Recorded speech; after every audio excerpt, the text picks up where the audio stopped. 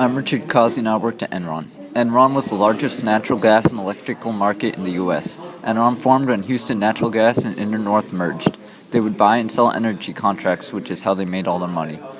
Enron lied about their profits to make their stock price increase so they could sell their stocks for more money, and they would hide their debt. They created Chuco and Jedi to hide their losses by putting them in there so it didn't affect the look of Enron.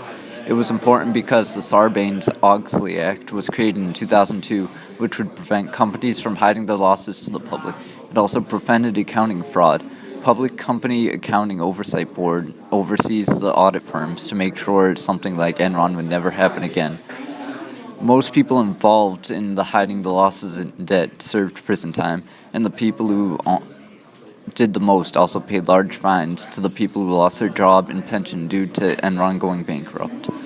The Sarbanes-Oxley Act, auditing firms began to be regulated by the government, and the Public Company Accounting Oversight Board oversees the auditing firms now.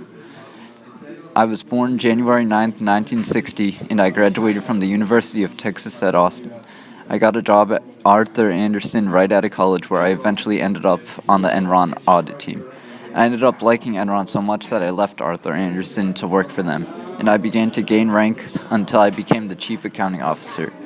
I helped hide the losses and debt that Enron had to improve the look of their company to increase their stock price, which I owned. I agreed to a plea deal that gave me 5 to 7 years, and I forfeited $1.25 million to the trial, so I would trial against Lane Skilling rather than spend 35 to 40 years in prison. I started my time on January 2nd, 2007 in the Federal Correctional Institution of Bastrop, Texas, and I have been free since October 14th, 2011.